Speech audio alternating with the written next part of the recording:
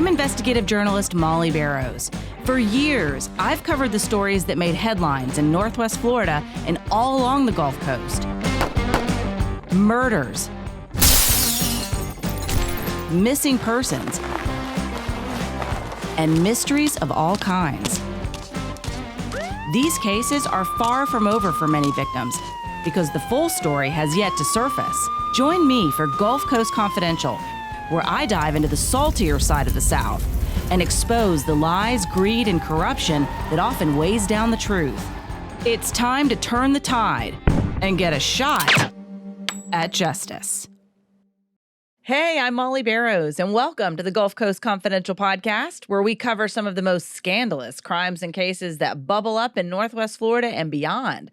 Joining me to talk about some of these crazy cases is Pam Hill. She's a pharmacist and advocate for victims because she herself has experienced violent crime in her own family. So, Pam, are you ready for this latest episode? I am ready for this one. I know you suggested this, and Yes. I had not been following this case, but it's a crazy one. This episode is called Plastic Surgery Loving Yoga Teacher on the Lam Circles Back to Kill Professional Lady Cyclist. So that's a mouthful, but It is. So is this story. I mean, this is just insane. You know, this is, we're talking about love triangles during the month of February, the month of love. And this is another case that is a love triangle gone wrong. I don't know too many love triangles that go right. I think that's a whole nother episode, apparently. I don't think there are any. So Well, don't even worry. There are some people who seem to think that it works for them, but in the world of crime, I would say several didn't work out. No, they have not worked out. So here's a recap. In this particular case, it happened on May 11th, 2022 in Austin, Texas. Police say 35-year-old yoga instructor Kaitlyn Armstrong shot and killed 25-year-old cycling star Anna Moriah Wilson, also known as Mo, shot her 4 times. Prosecutors say jealousy was the motive because Armstrong's boyfriend, Colin Strickland, had briefly dated Mo when Strickland and Armstrong had broken up for a bit. They were on a break, but when they got back together, Armstrong stayed jealous and resented the fact that Strickland kept in touch with Mo. On the day Armstrong killed her, Wilson was in town to compete in a 157-mile bicycle race.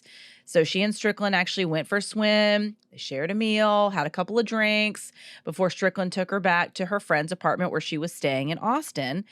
And prosecutors said during the trial that Armstrong was following Wilson on a fitness app, that they could tell just from the data on the app that she had checked her whereabouts just 5 minutes after Strickland and Wilson, Mo, exchanged a text message before they met up even that day. So she was watching the entire time. And later that night, when she was back at her friend's apartment, Caitlin Cash, who actually was the one, that's who apartment it belonged to, she arrived home after Mo got home, and that's when she found her lying on the bathroom floor, and she told a 911 operator, quote, "I can't tell what's happened. She is not awake, and there is blood all over her face," end quote. So police actually searched through the cameras in the neighborhood. They saw a black Jeep Grand Cherokee, exactly like the one Armstrong owned, on video surveillance about a minute after an electronic lock recorded that Mo had arrived at her friend's apartment. So investigators traced that Jeep back to the house where Armstrong and Strickland lived. And with a search warrant, that's where they found a 9mm handgun that belonged to Armstrong. And it turned out that it was a match to the shell casings found at the crime scene. Still, though, despite that damning evidence, arresting Armstrong and getting her to trial was not an easy task. No, it wasn't. So this is where it gets kind of crazy. You know, we like these what the feezy cases. Yeah, right. And this is really what makes it a what the feezy case. Our love triangles mostly go like this. Yeah. So I guess, you know, here's this woman that decides that she wants to take out her rival, and she's successful, unlike Lisa Nowak, which was the first in our love triangle series, the diaper-wearing astronaut who drove across the country to try to take down her rival and was unsuccessful, thankfully. Unfortunately and sadly, tragically, this lady was successful in killing a romantic rival. And what's so sad is that she was back with her boyfriend. He wasn't even picking this woman over her. No, he wasn't. But they still corresponded sometimes, and it was he started it, and he would secretly delete the messages off of his phone. But he did admit later, yeah, I've been touching back and forth with her. And they were friends because they trained together. They did this gravel racing is what what they did for fun. And I don't know if that was the competitive part of it, because what I read about gravel racing, it was like it's more fun and natural and organic, and it's different terrain, and it's hard to time things like that. So I picture it like going out to UWF on a weekend with other people that ride like that, and you go, okay, here's our course, let's go here, and it's all kind of different things. So it was more fun and social than competitive. And I think that's what you'll see. You have a competitive older woman. She's not older, but she's older than Mo, 35-year-old Kaitlyn. And then Mo is 10 years younger, and she's very fit. She's a professional athlete, and she happens to do and enjoy the same sport that Colin does. Right. And you know, and I did not know that background, but just reading about what I did research, it was pretty clear that he obviously found Mo attractive. Otherwise, he wouldn't be spending time with her. Right. I think it's natural for any woman to feel jealous or competitive when her significant other is spending time with another woman. I think that's perfectly reasonable. I can certainly see why the yoga instructor would be jealous. Maybe jealous, or maybe think whatever, because there was a 10-year age difference. They are very different people. Kaitlyn's very calculated. I'm going to win. I just told you how the gravel racing was for Mo. They're like, love all, serve all, you know, like the Hard Rock Cafe, just enjoying life. And I think more than anything else, he just enjoyed her company. And what I read, they're friends. I mean, her very last thing, minutes before she's killed, is that she's out having a burger and a swim with her friend that happens to be male. Right. And I think that's true. That's why I started to say I can understand her being jealous. But, you know, if you trust your partner, then you get over it. And you say, okay, well, these are friends, and I'm going to believe that you're friends up until I have reason not to. You don't decide, all right, if I could just take this woman out, all of my jealousy will go away. All of my problems will cease to exist. And, you know, what we're about to go into, just the lengths that she went to try to avoid accountability, to run from the law from her crime. You know, she stopped at literally nothing. She got plastic surgery to try to hide her appearance. She ran from the law not once but twice, and it was due to a technicality that she got away the first time. So, you know, we talked about the evidence that they had, how they searched the home that she shared with Strickland, and that's when they found the gun, and they matched the casings to her gun. But this was the very next day. So as they're talking to her, they actually arrested her on a misdemeanor theft warrant. So years earlier in 2018, she'd allegedly had Botox injections at an Austin medical spa, and she left without paying. So they kept her on that. And when Armstrong was questioned by police, she was released because the date of birth on the warrant actually didn't correspond to the date of birth that police had on record for her. So as soon as they let her go, she took off. She sold her Jeep. She got $12,000 for it. She got a ticket to Houston. From there, she flew to New York, where her sister lived. From there, she got a ticket to Costa Rica in her sister's name. She purchased this ticket. Well, you know, the law certainly wasn't going to be foiled by this yoga instructor. So U.S. Marshals actually released a poster identifying her as wanted. And they asked for federal assistance in tracking her down, and didn't take police too terribly long. They found her hiding out in the beach town of Santa Teresa, where she had already introduced herself as Ari to fellow travelers. And this was all in late spring of 2022. While she was there, she stayed at Don John's and spent most of her days on a laptop computer in the hotel's common area, occasionally joining others for drinks at the local bar. You know, after you shoot your romantic rival, nothing like vacationing down in Costa Rica and hiding, you know, being on the lam in a tropical place and drinking with others. So she also spent about $6,000 on facial plastic surgery. So by June of 23, U.S. Marshals were interviewing people in Santa Teresa. Just about a week later, they tracked Armstrong down at Don John's. There she was, sitting at a table in the patio area. And one of the U.S. Marshals said that initially he didn't think it was her, but the closer he got, he realized that it was. He said she even still had a bandage on her nose, and her lips were a bit swollen, and she had lightened her hair a little bit. So they brought her back to Texas. I thought that was kind of interesting. And then she tried to, she escaped again. They took her to a doctor's appointment. She took off outside the jail facility, led them on like a mile-long foot chase before they caught her trying to scale a 6-foot-tall fence. Well, you know, let's go back to Costa Rica for a minute, because she was extra over there. She stayed in the hostels, the little pretend-like hotels, or almost like they're cheap Airbnbs or whatever, but cheap. So she would hide over there. Her sister gave her IDs and stuff. That's why things didn't match. And she went over there, like you said, and enjoyed the bars and stuff. But the way the U.S. Marshals were on their way coming back, and they were like, we got to get this girl. She's over here hiding. She went to Costa Rica, and she had the look of almost everybody in Costa Rica. Mm-hmm. So the U.S. Marshals got to talking amongst themselves, and they're like, how are we going to get her? So what they did, they put an ad out for a yoga teacher, and it was like catnip. She came to it, and so they couldn't get close enough. They said, I think it's her. And he said, by those eyes in the picture, that's her. But he got close enough, like you said, could see the bandages and stuff. And he said, I got to get even closer. So he chose to speak to her in only Spanish, so he would have to lean in, So she thought about all this. She was working out like a fiend all the time because she wanted to be small, unrecognizable, and fit. She even picked the handcuffs.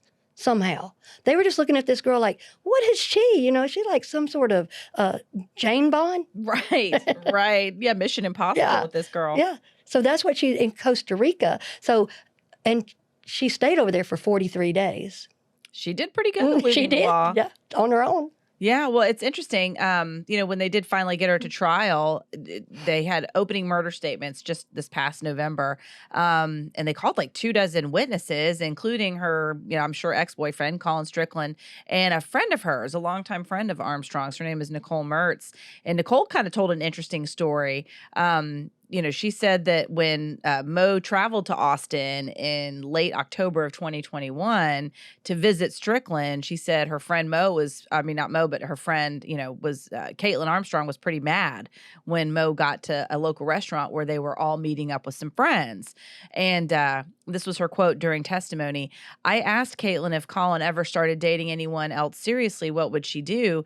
And she said, I would kill her, end quote, Mertz said.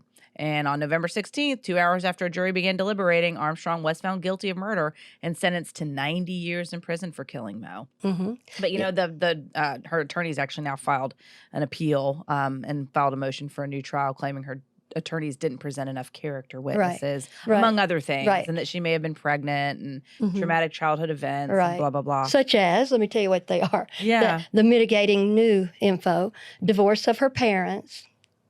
We've all a lot of us have had that. Yes, but none of us go kill people because of it, hopefully. Strife in her life, claims that she was pregnant during the arrest. Yes. And ineffective counsel. I mean, that's a one to lob back at them.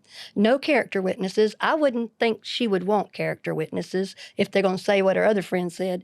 And the DNA confusion and judge issues.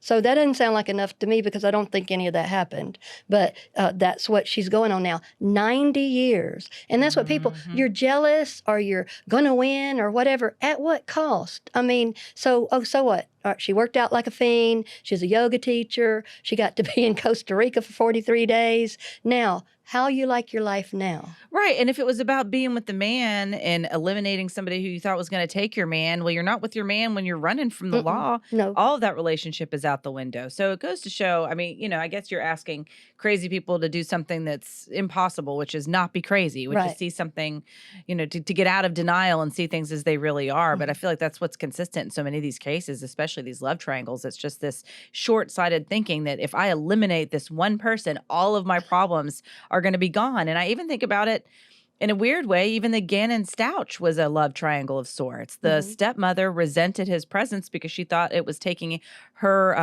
her husband, his father's attention away from her. And here she is responsible for keeping him as a stepmother and whatever. So she resented that. But again, what happened to Letitia Stouch? She's convicted of killing him, and now she's in prison. So did killing her stepson solve her problems? No. Same with Lisa Nowak. Did chasing after her rival solve her problems? No. It just created more. So, I guess it's asking the impossible for somebody to think ahead. But these women, like, how is this Kaitlyn Armstrong going to ensure that Colin Strickland is yours forever and always? Yeah. Oh, gosh.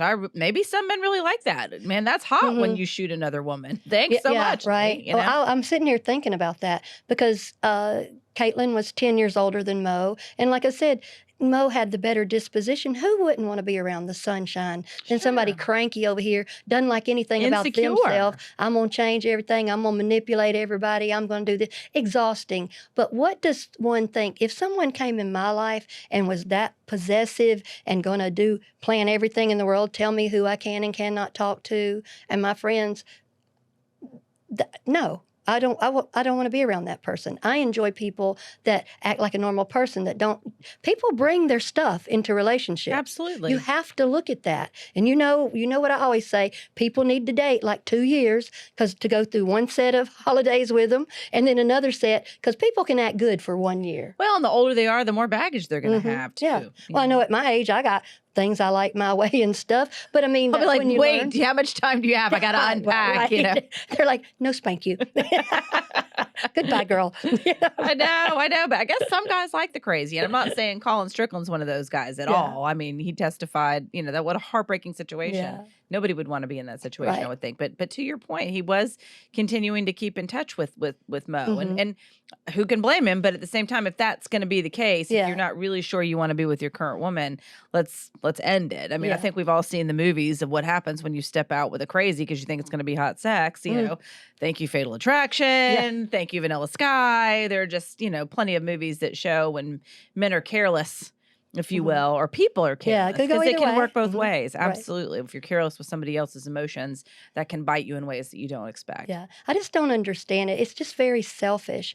And we just have to be a little slower with relationships and stuff sometimes, because I think about they're young at 35 and 25 years old.